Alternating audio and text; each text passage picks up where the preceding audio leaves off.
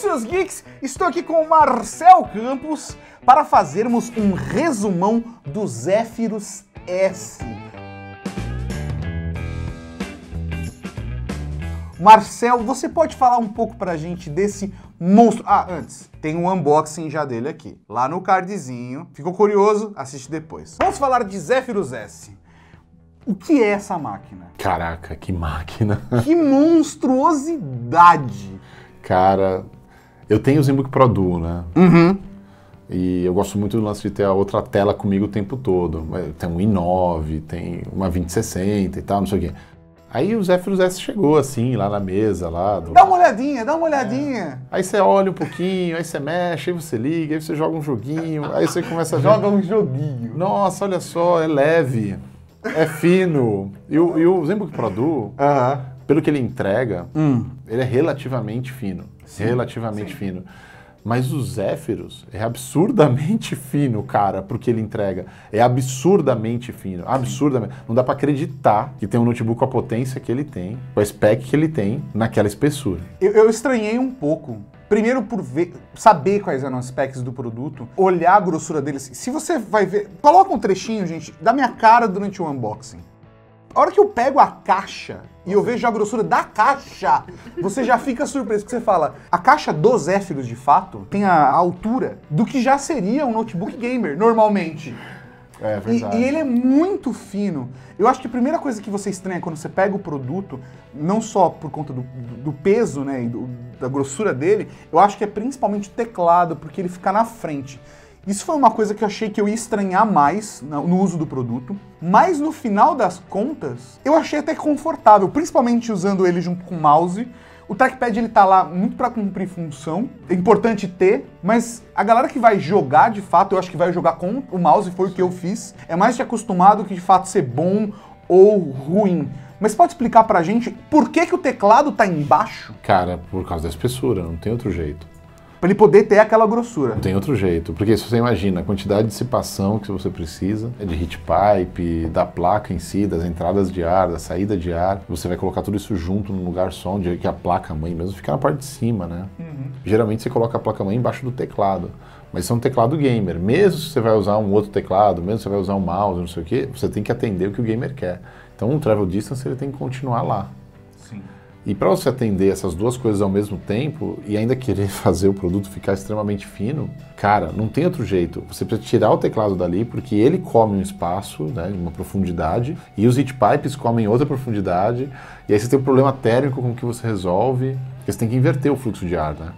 Geralmente a tomada de ar nos notebooks ela se dá pelo teclado e por alguma lateral, e a saída de ar é por trás, né? E, na verdade, com ele é o contrário. A entrada de ar vem por baixo, a saída de ar por cima. Ele joga o ar quente pra tela. Ele faz a inversão disso, né? Até pela convenção térmica, que fica muito mais simples. Sim, porque o ar quente sobe e o ar frio desce. Mas assim, cara, você tem que mudar tudo, é uma reengenharia da coisa toda. Porque senão o teclado fica com tecla muito fina, né? Fina não, mas assim, não tem tanto travel distance. E aí isso é uma coisa que o gamer vai reclamar. Vai performar diferente no jogo. Você tem que sentir que você tá clicando na tela certa, né? Eu entendo que muita gente fala assim, nossa, buguei com esse teclado, sabe? Porque era pra estar lá na frente, agora tá aqui, e não vai funcionar legal no meu colo. Bom, primeiro, cara, que ele não foi feito para qualquer público, ele foi feito para quem realmente quer jogar. E quem realmente quer jogar não fica 10 minutos no aeroporto jogando.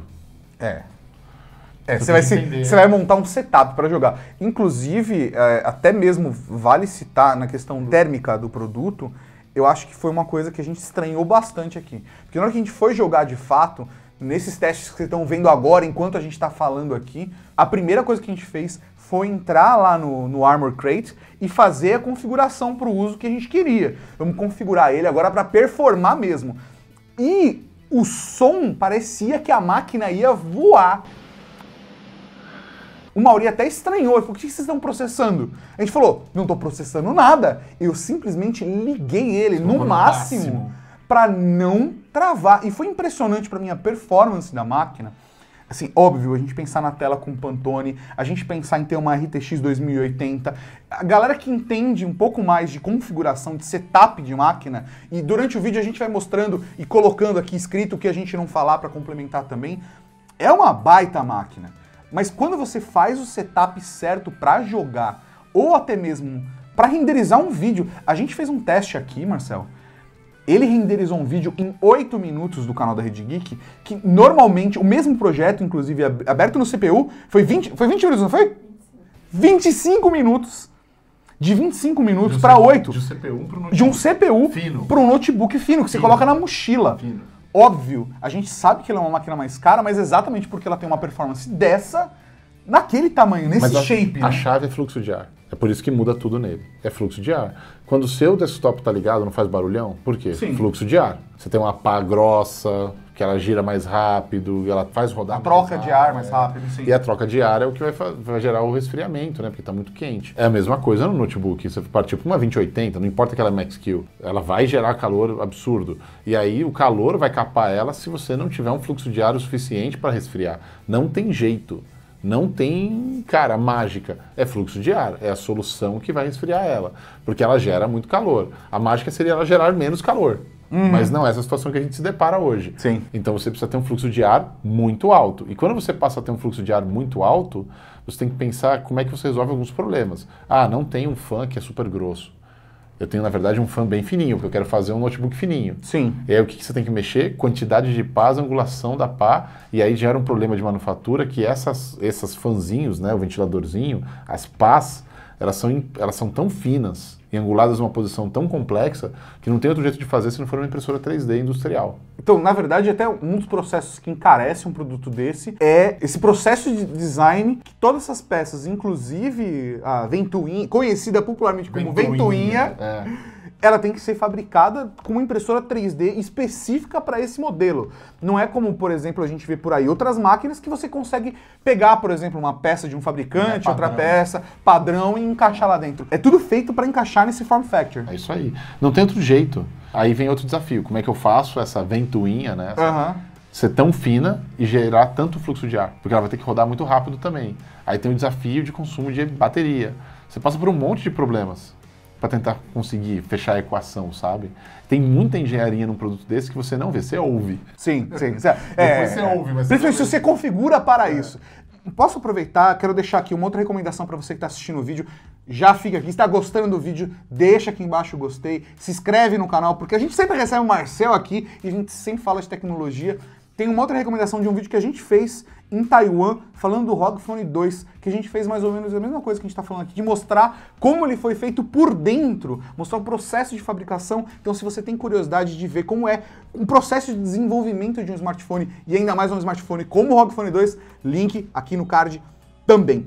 Para finalizar, Marcel, eu queria muito que você falasse, brevemente, óbvio, porque o tempo é curto, mas do desafio que é trazer uma máquina por R$25 mil para o Brasil. A gente sabe que é para um público de nicho, não é para todo mundo, não é só para alguém que gosta de ter um PC para rodar jogos, é alguém que tem uma necessidade, inclusive, muito específica, para fazer valer a pena trazer um computador de R$25 mil. Mas é um computador que se destaca muito no mercado como um todo, pensando em um notebook para jogos e para performance nesse nível, para trazer ele tem que fazer valer a pena. Cara, o spec que ele tem, a fruta vende mais caro algo por menos. Te dando menos. Agora você falou a verdade. Né? Aqui no Brasil. Então, assim, você tem que comparar essas coisas também. Mas eu acho que assim, eu vi comentários que são meio absurdos, porque as pessoas acham que fazem sentido, mas não pararam pra pensar. Nego falando assim, com 25 mil, eu monto uma super máquina desktop pra mim jogar. Sim, é. É verdade, mas essa super máquina você vai colocar o quê? Você não Duas coloca ela alças na mochila, nela, botar nas costas e sair pela rua, velho. Igual o Cavaleiro Zodíaco. Armadura. Não dá, velho. Não dá. O negócio, a ideia é você ter um super desempenho portátil de verdade, mas ultra portátil. Cara, foi chocante a gente rodar essa renderização em 8 minutos. Foi uma coisa que deixou a gente aqui bem embasbacado, cara. Ela não é uma máquina para qualquer pessoa, ela não é uma máquina para qualquer profissional, ela não é para qualquer um que acha que, não, eu poderia ter outra. Se você pensa que você poderia ter outra, é porque você poderia ter outra. Sim, ela não é uma máquina para você. Ela é uma máquina feita assim, para pessoa que olha e fala assim, eu preciso disso. Porque ela entende o real valor da máquina. Sim. A produtividade que você pode ter, pensando na realidade profissional, de ter uma máquina com essa performance, que vai renderizar isso, móvel. Poxa, isso pra galera que trabalha com produção de conteúdo, ou até mesmo produção para outras mídias, TV, por exemplo. Cara, que tá sempre Cara, on the go, faz muito sentido. Os pessoal de cinema, um jogador profissional, por exemplo, faria muito sentido para ter a mesma performance no desktop, poder ter o luxo de fazer uma viagem, de ter um tempo com família. Cara, eu acho que faz total sentido. A gente não fabrica um notebook desse achando que a gente vai vender milhões dele. Não é para A gente sabe que o público é restrito, mas a gente conhece muito bem esse público. E esse público quer esse tipo de device. E sabe que custa caro, porque o que tem disponível no mercado custa ainda mais caro. Marcel, muito obrigado por estar aqui com a gente hoje. Mais esse vídeo. Ficamos muito felizes de poder colocar as mãos nesse brinquedo gostoso, de liça, que é o Zephyrus S. Lembrando a galera que já saiu o vídeo, inclusive a gente fez um bate-papo fazendo perguntas das mais cabeludas sobre ROG Phone 2 e Zenfone 6, lançamentos do ROG. Tudo isso tá aqui no cardzinho também. Fica a dica e a gente se vê no próximo. Raul, tchau! Agora isso aqui vai entrar depois com preto e branco, né? Sabe como é que eu defino o Zephyrus S, cara? Como? Saudades daquilo que a gente nunca viveu. Cara, a gente ficou com o Zephyrus S menos de uma semana, cara. Gente. Não dá saudade? Nossa, vamos fazer a vaquinha pro Tato poder ter um Zephyrus S. Nossa, cara. Caraca, vai durar um ano a vaca pra fazer o quê? 10% dos meus produtos. Tem que matar um boi, né?